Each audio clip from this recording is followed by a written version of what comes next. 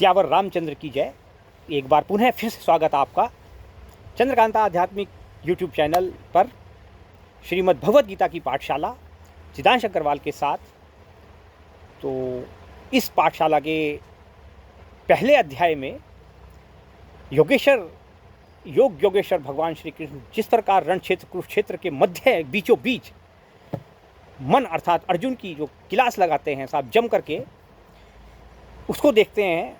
आइए उसके विषय में बात करेंगे और बताते हैं आपको साहब वो क्लास लगती कैसे है।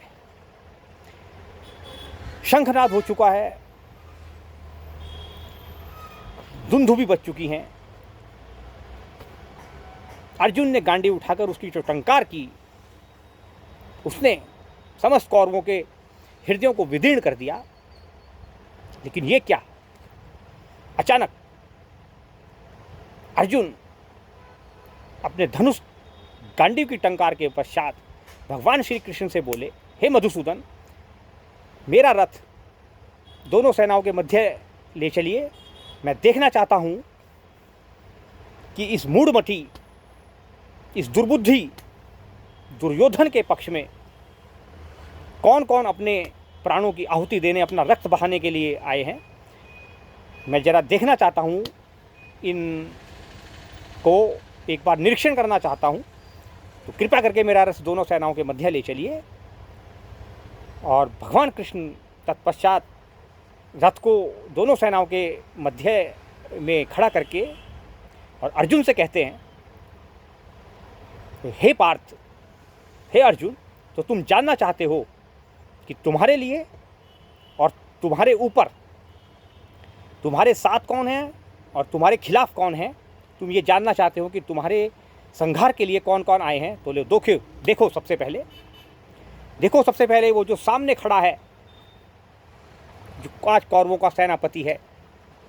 भगवान कृष्ण ने शायद पहली बार साहब इस प्रकार की पूरी गर्वित भाषा में अर्जुन की क्लास लगाई और भीष्म पितामह के लिए पहली बार साहब सीधे भीष्म शब्द का प्रयोग किया, प्रथम बार और अंतिम बार।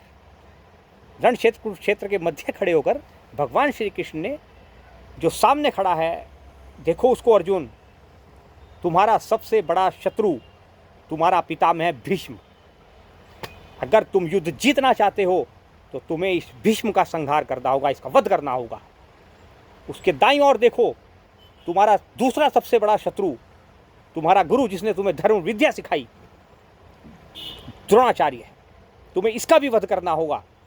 उसके बाईं ओर देखो, तुम्हारे कुलगुरु कृपाचार्य, तुम्हें इनका वध करना होगा। गुरु द्रोणाचार्य के बराबर में खड़े हुए उस दुर्बुद्धि, उस काम क्रोध लोभ मोह मद और मत्सर से ग्रस्त तुम्हारे ताऊ, उस धृतराष्ट्र के पुत्र दुर्बुद्धि दुर्योधन को देखो, जो अपने अस्त्र पर तुम्हारी मृत्यु का लेखा जोखा लिख कर लाया है। उसके बराबर में खड़े हुए दुर्बुद्धि उस दुशासन को देखो, जिसने भरी सभा में बाल खींचकर तुम्हारी पत्नी को निर्वस्त्र करने का अक्षम्य अपराध किया है, जो अपने अस्त्र पर तुम्हारी मृत्यु का नाम लिखा कर लाया है। उसके बराबर में खड़े हुए उसके और 98 पुत्रों को देखो, ये सब के सब तुम्हारे और तुम्हारे भाइयों का वध करने के लिए अपने अस्त्रों पर नाम लिख कर लाए हैं। और गुरु कृपाचार्य के बराबर में खड़े हुए उस दुर्बुद्धि द्रोणाचार्य के पुत्र अश्वत्थामा को देखो, जो तुम्हें मारकर इस त्रिलोक का अधिपति बनना चाहता है और अपने मित्र को बनाना चाहता है। और उसके बराबर में खड़े हुए अपने तमाम सगे संबंधियों को देखो, जो तमाम अपने अपने अस्त्र शस्त्रों पर तुम्हारी मृत्यु का सामान सजा कर लाए हैं।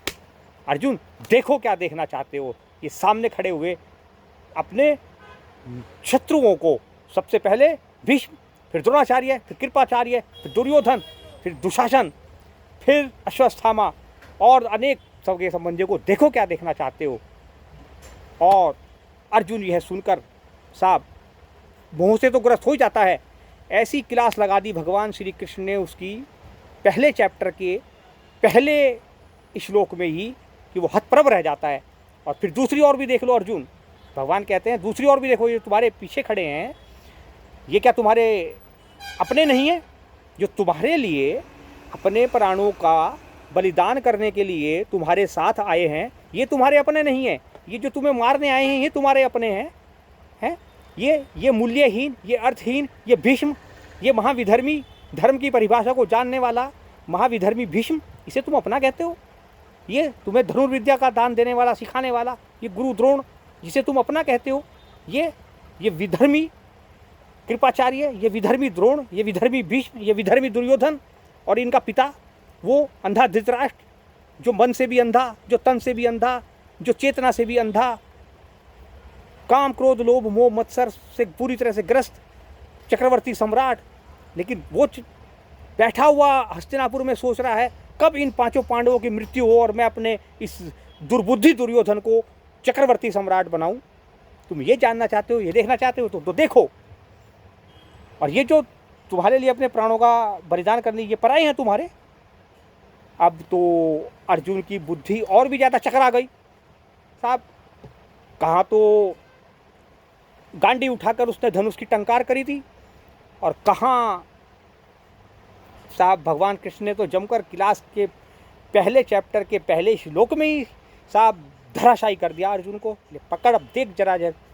अब आई साहब बारी, अब बढ़ेंगे आगे पहले अध्याय के द्वितीय श्लोक पर।